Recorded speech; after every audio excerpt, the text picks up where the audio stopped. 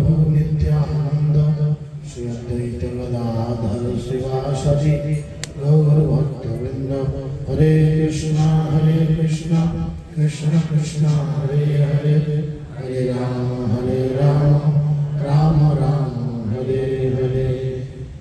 सकले जोरहात करे बोलुन ओम नमो भगवते वासुदेवाय ओम नमो भगवते वासुदेवाय ओम नमो भगवते वासुदेवाय। हरि ओम तत्सत्। हरे कृष्ण।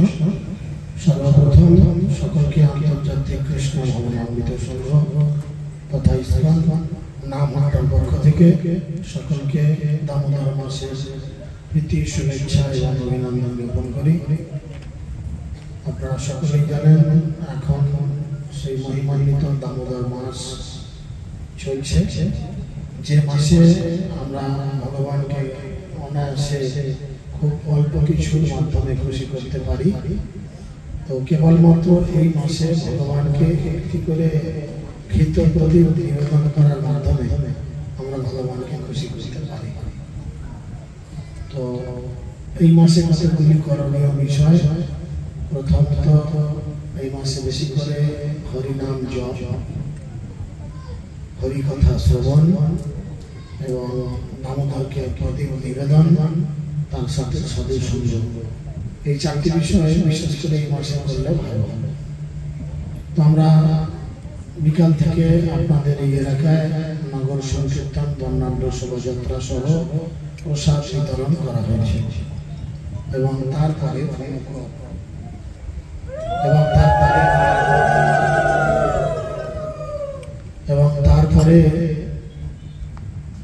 এখানে মায়াপুর চন্দ্রোদয় মন্দিরের নৃত্য কীর্তন সহযোগে সন্ধ্যারতি, তুলসী আরতি এবং তার সাথে নৃসিংহ আরতি কীর্তন করা হয়েছে।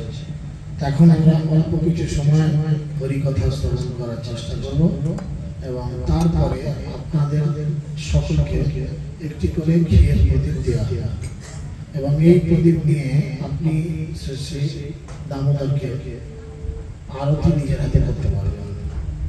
শাস্ত্রে উল্লেখ রয়েছে কেউ যদি একবার এই দামোদরকে আরতি করেন এই দামোদর মাসে, তাহলে ভগবান তার অনন্ত কোটি জীবনের অপরাধ মুহূর্তের মধ্যে ক্ষমা করে দেন। তাই আপনারা আজকে এই সুযোগ পেয়েছেন, অবশ্যই গ্রহণ করবেন। আর যদি কেউ এই দীপদান করে ভগবান তখন তাকে কি পুরস্কার দেবে এই চিন্তা করতে করতে ভগবান তখন এক সময় নিজেকেই তার কাছে বিলীন করে দেয়। তাই এই সেই মহিমান্বিত মাস, যেই মাসে আপনি যা কিছু করেন না কেন ভগবান তার শত সহস্র গুণ ফল বেশি প্রদান করে। তাই আপনি একটি প্রদীপ আজকে দেখাবেন আর ভগবান আপনার জন্য লিখে রাখবে যে এই দিনে আপনি 10,000 প্রদীপ দেখিয়েছেন কি 1,000 প্রদীপ দেখিয়েছেন। তো কৃষ্ণ এই মাসে আমাদের প্রতি খুবই দয়াময়। তো যাই হোক, আমরা ভগবানের এক অবতার কপিল দেবের কথা দুপুর থেকে আলোচনা করছিলাম। তো কপিল দেবের কথা আলোচনা পরিপ্রেক্ষিতে কপিল দেব তিনি হচ্ছেন ভগবানের একজন অবতার। তো সেখানে কপিল দেব কর্তৃক বর্ণনা হচ্ছে সকাম কর্মের বর্ণনা, অশুভ সকাম কর্মের বর্ণনা তিনি করছেন।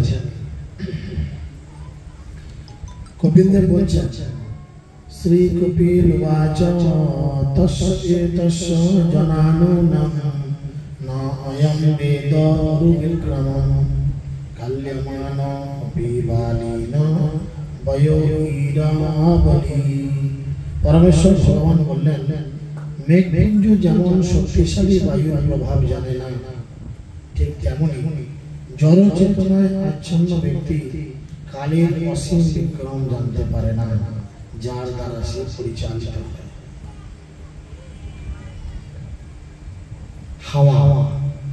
হাওয়ার ক্ষমতা মেঘ জানে না। মেঘ গোটা আকাশ কালো করে ছেয়ে আসে না, আমরা দেখে মনে করি বাবা এত মেঘ ধরেছে, সেখানে বৃষ্টি হবে, ভাসিয়ে দেবে। মেঘও মনে করে আমি আকাশ কালো করে সূর্যকে পর্যন্ত অন্ধকার করে দিয়েছি।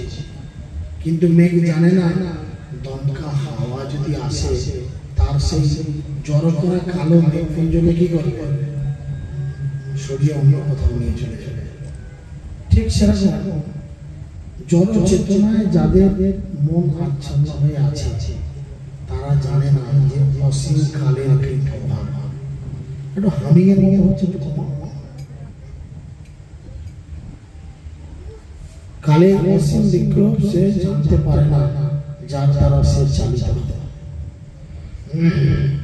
তথাকথিত সুখের জন্য জড়বাদীরা অত্যন্ত কষ্ট স্বীকার করে এইসব প্রয়োজনীয় বস্তু উপার্জন করে কালরূপী পরমেশ্বর ভগবান তার সবই বিনাশ করে, এবং সেই জন্য বদ্ধজীবেরা তখন শোক করতে থাকে।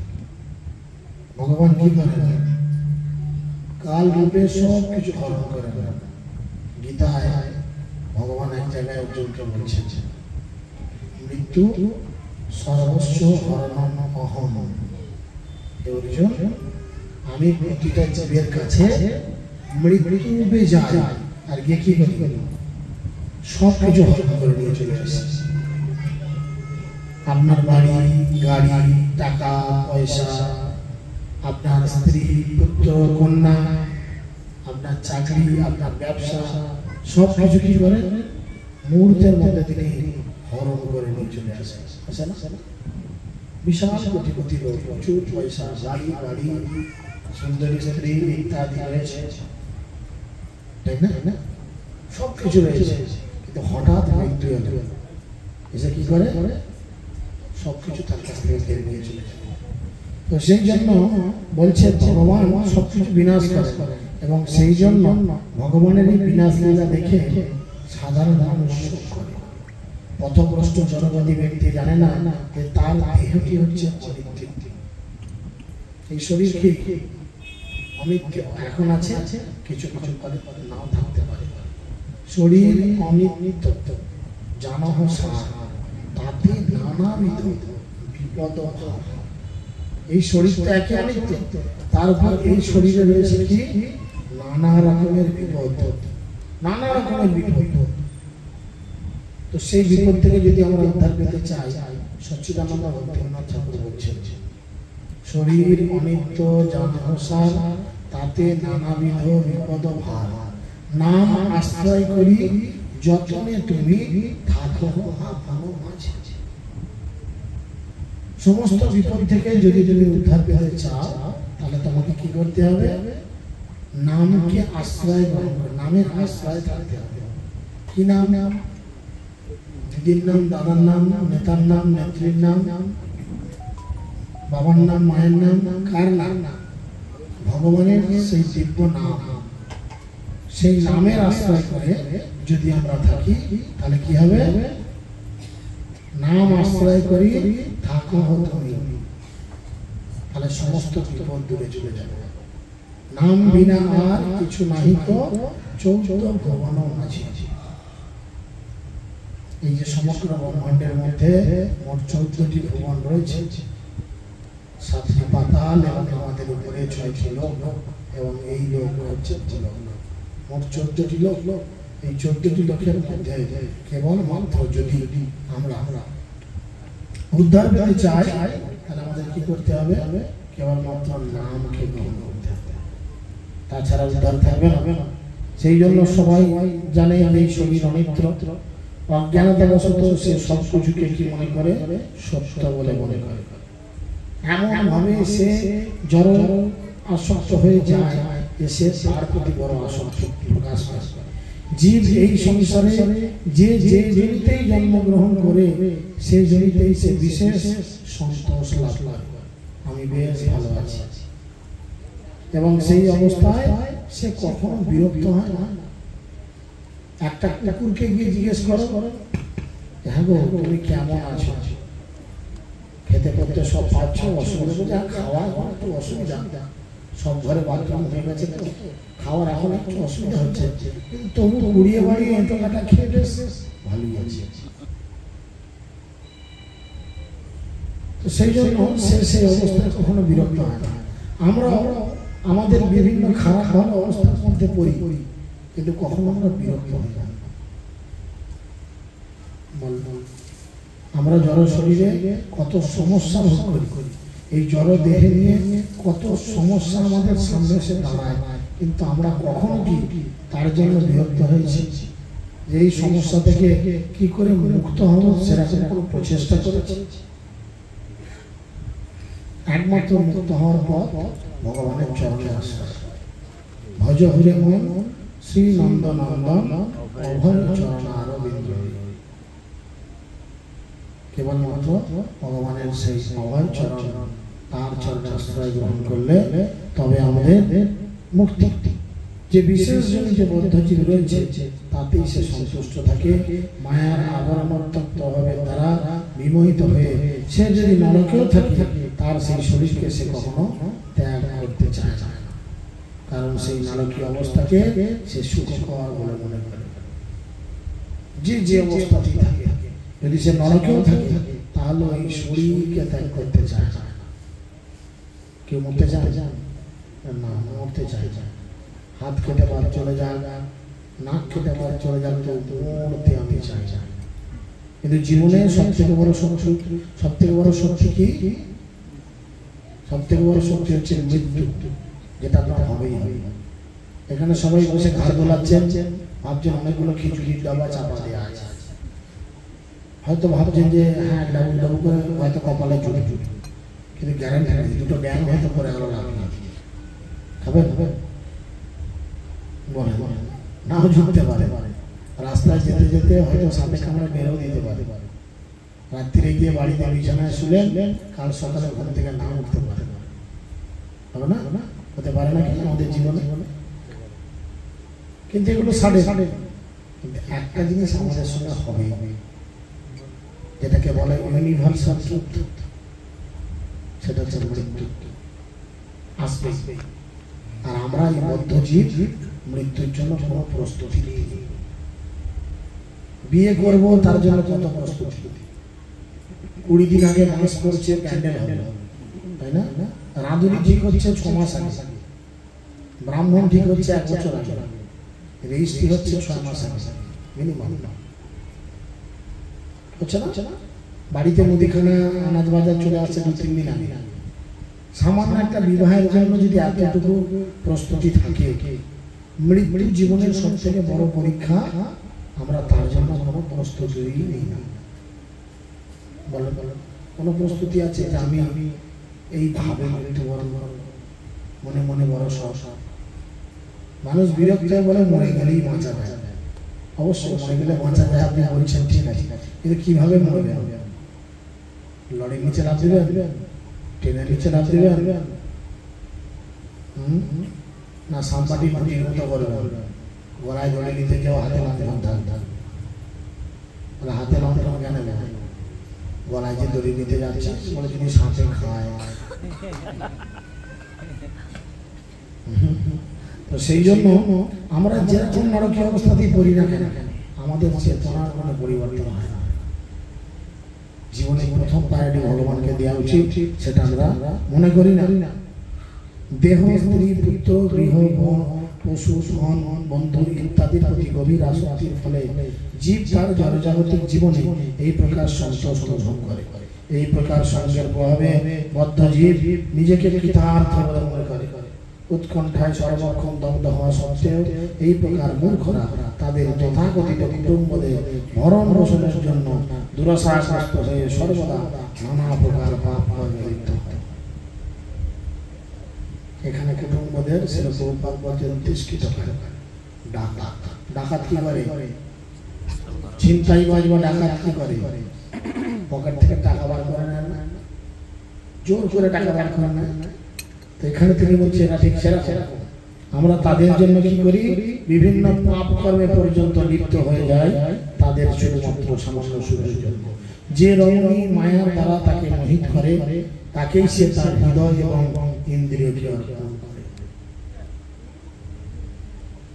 নির্জন স্থানে এসে তার আলিঙ্গন এবং গোপন আলাপের দ্বারা তার সঙ্গ সুখ উপভোগ করে এবং শিশুদের আদো আদো মিষ্টি বলিতে সে মুগ্ধ হয়ে তার আসল কর্তব্য কর্ম ভুলে যায়। ধূপ জ্বেলেছে একটা, ভগবানকে দেখা বউ মিষ্টি করে ডাকলো, কই গো আমার গলাটা যদিও ধরাতে মিষ্টি ডাকতে পারছি না, চিন্তা করে রইল ঝোলা জ্বললো গলা, বউ ডেকে যাক ধূপ থাক বলো কি হয়েছে। ভগবানকে খেতে দেবে বলে ঠিক করেছে, ছোট্ট ছেলে মুখে প্রথম বাবা ডাক শুনেছে, আদো আদো ভাষায় বাবা বাবা ডেকেছে, সে আর খেতে দিতে গেল, ছেলে খেলে গিয়ে নিতে গেল। এরকম অনেক উদাহরণ আছে, গোবিন্দ ঘোষের উদাহরণ আছে, নিজের ছেলের প্রতি আসক্ত হলো, ভগবান সেবা ভুলে গেল। তো সেই জন্য বলছে শিশুদের আদো আদো মিষ্টি বলিতে সে তখন মুগ্ধ হয়ে যায় এবং যে রমণী মায়ার দ্বারা তাকে মোহিত করে, যে রমণী মায়ার দ্বারা মোহিত করে তার শরীর থেকে বীর্য টেনে শেষ করে দেয়, তার ফলে কি হয়? মেমোরি লস, শরীরের ক্ষমতা লস। আগেকালকার দিনে সাধুরা এত ক্ষমতাবান কেন? তারা এত মেমোরাইজ করতো কেন? যে কোনো জিনিস এত মনে রাখতো কি করে? ব্রহ্মচারীদের ক্ষেত্রে জিনিস এত সহজে কেন? তারা নিজেদের ক্ষমতাকে কন্ট্রোল করে, অপব্যবহার করে। আমরা বিবাহিত মানুষ, বিবাহিত জীব কি করছি? এই ধরনের রমণীদের মায়ার দ্বারা তাকে মোহিত করছে এবং হৃদয় ইন্দ্রিয় তাকে অর্পণ করছে, নির্জন স্থানে তাকে আলিঙ্গন করছে, গোপন আলাপের দ্বারা তারা সঙ্গ সুখ উপভোগ করে, যেটা আসল কাজ করার দরকার সেটা লসন মেমোরিজ হয়ে যাচ্ছে। কিছু করার নেই। আসক্ত গৃহব্রত ব্যক্তি কূটনীতি এবং রাজনীতিতে পূর্ণ পারিবারিক জীবনে অবস্থান করে সর্বদা দুঃখ বিস্তার করে এবং ইন্দ্রিয় তৃপ্তির কার্যের দ্বারা নিয়ন্ত্রিত হয়ে সে তার দুঃখ দুর্দশা নিবৃত্তি সাধনের জন্যই কেবল কর্ম করে। সে ভুলে যায় কেন এই জগতে আসলাম। সকাল থেকে রাত পর্যন্ত গর্ধবের মতো পরিশ্রম করে। ভক্তিবিনোদ ঠাকুর বলছেন, গর্ধবের মতো আমি করি পরিশ্রম, কার লাগি এত করি না ঘুচিল। সকাল থেকে রাত পর্যন্ত আমরা গাধার মতো খাটি। গাধা বুঝেন? গাধা গাধা কেন খাটে বলেন তো? কেন খাটে? কেউ জানেন না গাধা কেন খাটে? আপনারা কেন খাটেন? গাধা পরিশ্রম করে শুধু ঘাস খাওয়ার জন্য। গাধা যদি একটু মালিকের কাছ থেকে বেরিয়ে গিয়ে রাস্তায় তাকায়, পৃথিবীতে ঘাসের অভাব নাই, কিন্তু আছে অভাব নাই। সারাদিনে 200 গ্রাম কি 500 গ্রাম চালের জন্য সকাল থেকে রাত পর্যন্ত চোখের নিচে কালি ফেলে গেছে। বেসরকারিতে যারা সার্ভিস করে দেখেন, সকাল 8টা সাড়ে 8টার মধ্যে অফিসে জয়েন, আমাদের আরামবাগে ব্যাংকগুলো দেখবেন, বেসরকারি ব্যাংকগুলো সকাল 9টার মধ্যে খুলছে, রাত্রে 8:30 9টা পর্যন্ত খোলা থাকছে, 12 ঘন্টার উপর ডিউটি। কি জীবন! গর্ধবের মতো খাচ্ছে। কেন? সারাদিনে কত খাবে? নেই, অসময় খেয়ে খেয়ে পেটে আলসার হয়ে গেছে, এখন আর খেতে পারি না। কিছু খেলে এখন বমি লাগে, তাই ওই 20-50 গ্রাম চালে ভাত বা রুটি খাই, যা করে দিনটা কেটে যায়। তার জন্য এত পরিশ্রম। চিন্তা করে দেখুন, একটা হাতি 1 কুইন্টাল খায়, হ্যাঁ না? একটা হাতি সারাদিন 1 কুইন্টাল খায়। সে কার বাবার দোকানে চাকরি করে, কোন কোম্পানিতে সার্ভিস দেয়, তার বাবা 10-20 বিঘে জমি আছে, আলু চাষ আছে, কিছু আছে? কিচ্ছু নেই। তিনি সম্পূর্ণ নির্ভর করেন ভগবানের উপর। তেমন আমাদের অন্য বাসস্থান সমস্ত কিছু ভগবান নির্ণয় করে রেখেছেন। নিজেকে কেরামতি করে কিছু করার প্রয়োজন নেই, বরঞ্চ আমি যেটা করার জন্য এই জগতে আসলাম, আমার সেই কাজটা করা আগে প্রয়োজন। আমরা এই জগতে কেন এসেছি? হাঁস মুরগি মারিয়া খাইব, ডিম ফাটাইয়া খাইব, এই লেগে এসেছি। কেন এসেছি জগতে? সুন্দর টুকটুক একটা মেয়ে বিয়ে করবো, 2-4 ডজন বাচ্চা জন্ম দেবো, এই জন্য এসেছি। হ্যাঁ হ্যাঁ বলেন, পৃথিবীতে আমাদের কেন আসা? মনুষ্য রূপে পৃথিবীতে এসেছি কেন? কেউ বলি না কেন এসেছি না, কৃষ্ণ বুঝিবার পরে সংসারেতে আসলাম, মিছে মায়ায় বদ্ধ হয়ে বৃক্ষ সম ভগবানের ভজনা করার জন্য এই জগতে আমাদের আসা। কিন্তু এসে আমরা কি করলাম?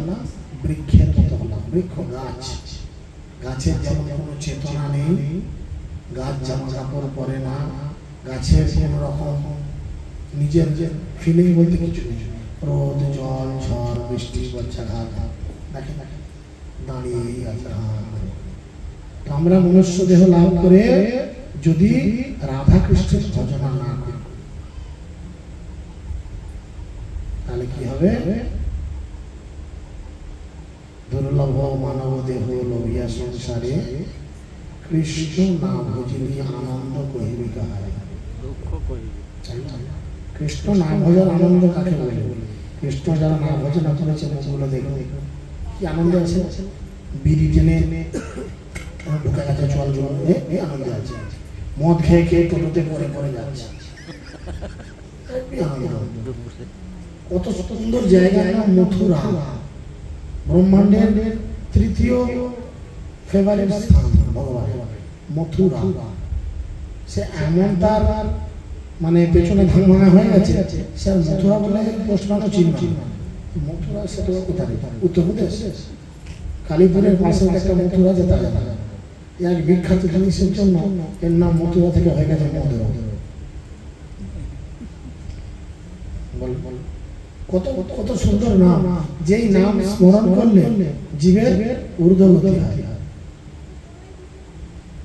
আজকে মানুষের সেই অবস্থা। আমরা এতটুকু ভেবে দেখি না যে এই জলজগতে আমাদের আসার কারণ কি আর আমাদের কি কর্তব্য করণীয়। খাই দাই হেরি করিয়ে থাকি চিন্তাহীন, না ভাবি এ দেহ ছাড়িব কোনোদিন। খাচ্ছি দাচ্ছি ঠান্ডা মান্ডা হচ্ছে, ঘুরে বেড়াচ্ছি। পাশের ঘরে কেউ মরে গেলেও কি মেরে দেখে আসছে, মন্টু মরে গেলে যাক বাঁচা দেখে তো মরে মরে কোথা যাবে। ভাবলাম না যে ওর মতো মৃত্যু হয়তো আমারও একদিন একদিন হবে না, একদিন একদিন আপনারও হবে। তো যে জিনিসটা আপনার জন্য অবশ্যই হবে, ভগবান বলছেন যদি কেউ মৃত্যুকালে আমাকে স্মরণ করে দেহ ত্যাগ করতে পারে তাহলে কি হবে? সে আমার ধাম প্রাপ্ত, আমার ভাব প্রাপ্ত। এখন এই জিনিসটা কেউ সোজা মনে করতে পারে, তাহলে সারা জীবন ওই নাড়া মাটা করে টিকি রেখে ধরার কি প্রয়োজন? গলায় গলায় মানে বকে এখানে কি অসুবিধা? এবার বললে কি করবে বলুন তো? এই যদি মেয়ে ছেলেরা কেউ বকে, শাস্তি কি বলে? মেয়েরা আপনারা তুলে আপনারা দাঁড়ে পড়িয়ে হরিনাম করাবো, আপনারা নাচ বাজ দু হাতে এবার বকু। আর ছেলেরা করলে আমাদের তো আছে গুন্ডা বাহিনী, কানে হোক খারাপ ধরা করে নাচে, ভালোবাসা আছে ভগবানের সামনে নাচ মানে তো অসুবিধা কি আছে? চামড়ার মুখ পেয়েছে সোজা ব্যবহার করে। দিবস রজনী আবল তাবল পচাল বাড়িতে পারো, তাহার ভিতর কেন কি একবার গোবিন্দ বলিতে না? মুখ পেয়েছি বক বক বক বক বক, হাঁপিয়ে গেলে বাড়িতে একটা বোকা বাক্স আছে, তার কানটা মনে হয় এবার তুই বক। এতক্ষণ বোকা বোকা আমি হাঁপিয়ে গেলে তুই বক। বোকা বাক্স সব বাড়িতে আছে না? বোকা বাক্স তাহলে 7 দিনই ভরসা। আমাদের রাজা তো দেখে বিয়ে হলো আর ভরসা হলো বলেন বলেন, পেয়ারা লাগলি 7 দিনে মেঘে ভরসা। কেউ হয়েছেন 7 দিনে মেঘে ভরসা? যদি একটু চকচকে হয়েছে আবার বন্ধ করলে আবার সে একই হয়ে গেছে, মেনি বান্ধবটার মতো মুখ হয়ে গেছে। তাহলে ওটা হচ্ছে বোকা বাক্স। দেখছেন একজন 10 তলার ছাদ থেকে ঝাঁপ মারছে, এখান থেকে ঝাঁপ মারো, তারপর দেখছে 120 রিপোর্ট দেখাবো কি হয়েছে। মানুষ খাট থেকে মেঝেতে পড়েছে মাত্র 1.5-2 ফুট একটা ডিস্টেন্সের মধ্যে, তাতেই কোমরের দপরা বাসা আসা যাচ্ছে, হাড় ভেঙে 3 টুকরো হয়ে যাচ্ছে। 10 তলা থেকে ঝাঁপ মারছে, তাহলে বোকা বাক্স বলবো না তো কি বলবো? আর সেখানে হাঁ করে 5:30টায় দেখছে দিদি নাম্বার 1, বাবা নাম্বার 1, স্বামী নাম্বার 6। এতটুকু লজ্জা ঘেঁচা থাকে না আমাদের। যতটুকু সময় নষ্ট করি ততটুকু সময় যদি আমরা ভগবানের কাছে সময় দিই, গীতা ভাগবত অধ্যয়ন করি, আমাদের জীবনের একটা গতি হবে, একটা লাভ হবে, গতি হবে। তা না করে কি বলছি, সকাল হলে পায়খানা ঘরে বসে নিউজ পেপার, কমোডে বসে নিউজ পেপার পড়ছে। তাহলে পেপার না পড়লে আমার ভাত হজম হয় না। পেপারে কি থাকে? পরচর্চা, পরনিন্দা থাকে না? এই নেতা ওর নামে বলছে, ও তার নামে বলছে, কোথায় ধর্ষণ হয়েছে, কোথায় টাকা হাওলাতে চুরি করে নিয়েছে, ব্যাস থর বড়ি খারাপ খারাপ থর, সে একই খবর, আজকে এরা নিচ্ছে, কালকে ওরা নিচ্ছে, বসে বসে বসে তা না করছে। যতক্ষণ খবর কাগজের টাইম দিচ্ছি, আমরা হিন্দুদের লোক গীতাটা খোলা করে পড়েছি। বলেন তো কয়জন গীতা পড়েছেন? কজন গীতাকে পড়ে বুঝেছেন? কজন গীতার শিক্ষানুযায়ী জীবন যাপন করেছেন? বলেন বলেন। আচার আচরণ, কথাবার্তা, পোশাক আশাক দেখলেই বোঝা যায় যে আপনি কোন কালচারে চলছেন, আপনি কোন ফ্যামিলি থেকে বিলং করছেন। একজন সুপরিচিত মূর্খকে কখন বোঝা যায়? বলেন, যখন সে কথা বলে। আমাদের বাস স্ট্যান্ডে দেখবেন অনেক এরকম থাকে, একদম suited booted, coat pant tie blazer লাগিয়ে, বাবা মুখে কথা বলা, যখনই কিছু কথা বলবে হি করে দাঁতগুলো বার করে দেবে, দাঁতগুলো সব লাল, খৈনি খেয়ে, দোক্তা খেয়ে, পান খেয়ে, বিড়ি খেয়ে লাল, আর মুখ দিয়ে ভক ভক করে মরে, মুখটা দেখে বাবা এই লোকটা ব্লেজার করে কেরামতি হচ্ছে, তার মানে ছোট আওয়াজ। যে কলসি ফাঁকা হয় তাকে জলে ডবলে ভক ভক করে বেশি আওয়াজ হয়, আর যে কলসি ভর্তি হয় তার বেশি আওয়াজ হয়। কলসি ভর্তি হয়ে গেলে দেখবেন ভক করে একটা আওয়াজ হয়, চুপ চুপ। একটা বাংলায় প্রবাদ আছে, কাঠ ঠুক ঠুক কার ঘাট, স্যাগরা স্যাগরা ঠুক ঠুক, স্যাগরা কার স্যাগরা ঠুক ঠুক কামারের এক ঘাট। এমন হচ্ছে অবস্থা। আমরা মনুষ্য জীবন পেয়েছি, এই মনুষ্য জীবন বড় দুর্লভ, প্রতিবারে আমরা নাও পেতে পারি। আবার ভারতবর্ষের মতো এই পবিত্র ভূমিতে মনুষ্য জীবন পেয়েছি। শাস্ত্র বলছে ভারত ভূমিতে হইল মনুষ্য জীবন, যা জনম সফল করি কর পর উপকার। পরের উপকার করা উচিত। কিভাবে পরের উপকার? আজকে যে মথুরায় ইসকন অনুমোদিত যে নামহট্ট রয়েছে, যেখানে মাত্র 5-7টা বাড়ি রয়েছে যারা ইসকনের সঙ্গে সরাসরিভাবে জড়িত, তারা আজকে এই গ্রামের কি উপকার করল? এই পবিত্র দামোদর মাসে আপনি প্রদীপ দেখাতে আসতে পারেন, কোনো অসুবিধা নেই। আমি দামোদরকে নিয়ে আপনার বাড়ির দরজায় দরজায়, আপনার পাড়ার গলিতে গলিতে বললাম না, যেই দামোদরকে একবার দর্শন করে যদি একবার একটা প্রদীপ অনিচ্ছার সত্ত্বেও দেখা, দামোদর কি করবেন? ভগবান আপনার অনন্ত কোটি জীবনের পাপ নষ্ট করে। আমরা পাপ ভোগ করছি, এটা আপনারা মানেন? কি না মানেন? পেছনে যারা আছেন কি মানেন? হ্যাঁ কি না বুঝতে পারছেন না। দেখুন, পাপের ফল মানে, পাপ ভোগ মানে হচ্ছে কষ্ট, পুণ্য ভোগ মানে হচ্ছে সুখ। পাপ মানে কষ্ট, আমরা বলি না কোথাও মানে খুব কষ্ট পেলে, ও কত পাপ করেছিল কে জানে, বলি না? কষ্ট পেলে বলি না, আনন্দ পেলে বলি। ভৌতিক আধ্যাত্মিক 3 রকম কষ্ট আছে, নেই? অন্য জীব থেকে কষ্ট, কিছু কষ্ট নেই বলেন কি? বসে আছে, টুক করে একজন এসে আপনার মিষ্টি কালটা একটা হামি দিয়ে চলে যাবে, কে বলেন তো? মশা, ব্যাস চুলকে চুলকে চুলকে চুলকে ফুলে গেল না, ছাল গেল, কষ্ট পাচ্ছে না।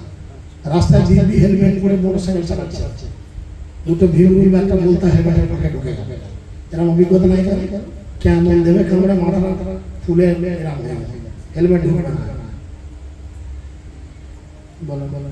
আমার দিব্যি, হ্যাঁ, সিঁড়ি বিড়ির দোকান, সেখানে দাঁড়িয়ে দাঁড়িয়ে বিড়ি টানছে, আকাশে চড়ান করে বদ্ধে হাত মারবো, বিড়ি টানতে টানতে আপনার মাথা দিব, ব্যাস। আচ্ছা না পাবেন না, কোনো গ্যারান্টি দিতে হবে না আমাদের জীবনে। তাহলে এই জগৎটা হচ্ছে কষ্টের জগৎ, এই জগৎটা পাপ ভোগের জগৎ। তাহলে এই জগৎ থেকে যদি আমরা মুক্তি লাভ করতে চাই, আমাদের কি করতে হবে? যিনি সমস্ত পাপকে গ্রহণ করেন, আপনার ঘরে ধরুন আজকে যদি খিচুড়ি বেঁচে যায়, এমন একজনকে খিচুড়িগুলো দিতে হবে যে খিচুড়িগুলো খেয়ে নেবে বা খাইয়ে দেবে, হবে না? তাহলে আমরা সারা জীবন পাপ করেছি, এমন একজনের শরণাগত হতে হবে যিনি সবার পাপ হরণ করেন। সে কে? আমরা মরে গেলে বলি কাঁদে না, কি বলে? বলো হরি হরি বল। হরিকে ডাকে, কেন হরিকে কেন হরিকে কেন ডাকে? অরুণকে, কৃষ্ণকে বা ধর্মকে বা রাজাকে কেন ডাকে? বা মিন্টুকে কেন ডাকে? জয় মিন্টু, জয় মিন্টু, জয় মিন্টু, জয় মিন্টু কেন বলে? মিন্টু কেন? মিন্টুর বাপের কত রকমের পাপ হরণ করবে। আমরা সবাই জানি সেই পাপ হরণ করার জন্য একজন, তিনি হচ্ছে শ্রী হরি। তাই কাঁধে নিয়ে বলি, বলো হরি হরি বলে, হে হরি তুমি দয়া করে এর সমস্ত পাপ হরণ করো। আর সারা জীবন মদ বিড়ি খেয়ে আমার যে অবস্থা, আমাকে দড়ি দিয়ে বাঁধা আছে, আমি রাস্তায় যেতে যেতে বলি বেঁচে থেকেও বলিনি, মরে যাওয়া বলবো না। রাস্তায় মরা গেলে লড়ে করে মনে হয় না? তলার লোকগুলো বলো হরি বলছে, আর যে শুয়ে আছে সে লড়ছে, লড়তে লড়তে বলছে বেঁচে থেকেও বলিনি, মরে গেলেও বলবো না। এই হচ্ছে আমার অবস্থা। তাই জীবন হইল শেষ, না বুঝিলে ঋষিকেশ। যদি ভগবানের ভজন না করি আমাদের জীবন খালি কিছু করার নাই। জীবনের অন্তে ভগবান নিজের কপাল চাপড়ে আপনার কাছে প্রশ্ন করবে, এমন দুর্লভ মানব দেহ পাইয়া কি করো? ভাবনা কে? একটু ভেবে দেখলে এত সুন্দর তুমি মানুষের দেহ পেলে, কি করলে সারা জীবন? কি করলে? আমি 20টা সন্তানের জন্ম দিয়েছি, তুমি যদি এতগুলো সন্তানেরই জন্ম দেবে, মানুষ হলো কেন? আগেকালকার বুড়ো বুড়িদের ছিল না 15টা 20টা 18টা, আমাদের বাড়িতে এখনো রয়েছে, বলে তোরা কম ভাই ভাই 16টা। বাবা বটে ওদের মাকে ঘর করবে। হ্যাঁ দেখছি না, 16 বছর সে গর্ভবতী হয়েছে, মাঝে হয়তো 6 মাস 1 বছর করে গেল, 16 দুগুণে 32 বছর শুধু সে প্রেগনেন্ট হয়েছে আর ডেলিভারি হয়েছে, আর কোনো কাজ নাই। এই জন্যই আসলাম জগতে। এর থেকে তাহলে কুকুর চাঙ্গা, হ্যাঁ 106টা করে দেবে। এই কাজে তো একটা কুকুর তোমার থেকে বেশি এক্সপার্ট। তুমি তো বছরে 1টা কি 2টা একসঙ্গে দেবে, জমজ বাচ্চা খুব কমই হয়, সিঙ্গেল লাইফ বেবি আসে। তুমি তো একটা দেবে, তার বেশি তো পারবে না। তাহলে একটা কুকুর তোমার থেকে তো দারুণ এক্সপার্ট, 4টে ঠ্যাং, একটা লেজ, জামা কাপড় পরে, অথচ মানুষের থেকে এক্সপার্ট। তুই দিবি একটা, আমি দেবো 6টা। চিন্তা করো, একটা কুকুর যদি 10 বছর বাঁচে, তাহলে সে ভেদিটা কতগুলো ছেলের বাবা মা। চিন্তা করেন, হয়তো তার বাবা মায়ের ঠিক নেই, কিন্তু ইকুয়ালি হিসেব করলে কি আসে? বছরে 6টা, একটা কুকুর যদি 10 বছর বাঁচে, 7টা বাচ্চা। হায় ভগবান, এটা একটা পাড়া রে ভাই। হ্যাঁ জেলা ঘোষণা করে দেবে। তাহলে আমরা কি করছি? এদের মতো কাজ করছি। আমরা কি জন্য জগতে আসলাম ভুলে যাই, আসল কাজ করতে ভুলে যাই। যে আমরা সবকিছু কাজের মধ্যে ভগবানকে যদি ইনভলভ করি, তাহলে কি হবে? সেই কাজ হবে কৃষ্ণময়। আপনি রন্ধন করুন, ভগবানের জন্য করুন। অবশ্যই বিবাহ করেছেন, সন্তান উৎপাদন করবেন, অবশ্যই বিবাহ করা হয় সন্তান উৎপাদনের জন্য, কিন্তু কৃষ্ণ সন্তান মানে কৃষ্ণ ভক্ত সন্তান উৎপাদন করবেন। তা না করে কি হবে? ওই লাদেন বা বীরাবিরান কিষেনজি এরকম সন্তান উৎপাদন হবে। কারণ অতগুলোকে মানুষ করতে করতে তো তোমার মাথা ফাটাবে। 15টা ছেলে স্কুলে যদি মাইনে দিতে হয়, তো চিন্তা করে দেখেন কি অবস্থা হতো। আবার 15টা মেয়ে 1,25,000 টাকা ভরি সোনা যদি বিয়ে দিতে হয়, 15টা যদি মেয়ে, সে বাপ আগে গলায় তুলে নেবে, দরকার নেই। ইন্দ্রিয় সুখ ভোগ করেছে, ব্যাস করি কত দুরাচার, শেষে পাবে মরণ নিশ্চয়। তাই জীব কখন আসে? জীব কখন আসে? ভগবানকে ডাকার জন্য। ছোকরা বয়সে আসে। দেখুন আমরা এইটা বিচার করে দেখি না, একটা ছেলেকে ডাক্তার করতে গেলে, ইঞ্জিনিয়ার করতে গেলে, ব্যারিস্টার করতে গেলে আমরা কখন থেকে তার লেখাপড়া নিয়ে লাগিয়ে? সরকার বলেছে 5 বছর, এখন শহর বাজারে আমাদের বাবা মায়ের এই ধৈর্য ধরছে না, 2.5 বছরই পাঠিয়ে স্কুলে পাঠিয়ে দিচ্ছি। কেন? আমার ছেলেকে doctor, barrister, engineer, professor, scientist বড় কিছু করতে হবে। তাহলে এটা ভেবে দেখেন না, এই ছোট ছেলেকে যখন স্কুলে পাঠাচ্ছি, স্কুলে গেলে বদমাইশি করবে, মারপিট করবে, জানলা দিয়ে হাত বার করবে, কত কি বদমাইশি করবে। কেন? ছেলেটা একটু 30 বছর বয়স, তখন স্কুল ভর্তি করবো, তখন বলবে বাবা জানলা দিয়ে হাত বার করবে না, না বাবা বার করবো না। কেউ ডাকলে কানে কাছে যাবে না, না না কানে কাছে যাবে। বড় ছেলে হিসেবে ভর্তি হলে একটা সুবিধা হবে, কিন্তু তবু আমরা বাচ্চাদের সাথে কেন না, এই বাচ্চা বয়সে যা শিখবে সেটা সারা জীবন থাকবে। কাঁচা হয় না নোয়ালে মাছ, পাকায় করে টাঁচ। একটা কাঁচা মাছকে বাঁকানো সোজা, ভাঙবে না, সহজে ভাঙবে না। কিন্তু একটা পাকা মাছকে একটু বাঁকান, কি হবে? ফটাস করে। এই পাকা মাছ হচ্ছে বুড়ো মানুষ। একটা বুড়ো মানুষকে বলেন ভাগবতমের সেটটা দিয়ে মাগো, এতে 18,000 শ্লোক আছে। মাথায় ঝাঁটা মারি, এত শ্লোক কে বলবো? আমি ঘরে গিয়ে করছি, আর যারা ওই আলোচনা খাচ্ছি আর হাঁসের মাথা হাঁটছি, ব্যাস একই ভালো করবে। কিন্তু লোকে ধর্ম করার জন্য মনে করে বৃদ্ধ বয়সটাই সোজা। বৃদ্ধকালে করিব ভজন, এবে করি দেহ সুখ। বুড়ো বয়সে ভজন করব, সাধন করব, এখন রক্তের জোর আছে। এখন মদ, মাংস, বিড়ি, সিগারেট, খৈনি, দোক্তা যা আছে সব ব্যবসা ঢুকে দেবে। এবে করি দেহ সুখ, এ কথা তাহি বলে বৃদ্ধজন, এ দেহ সদা পতমত মুখ। বিদ্বান ব্যক্তি, বুদ্ধিমান ব্যক্তি এরা বোকার মতো কথা বলে না। কারণ কার কখন সময় শেষ হয়ে যাবে কেউ জানে না। কেউ জানে কার কখন সময় শেষ হয়ে যাবে।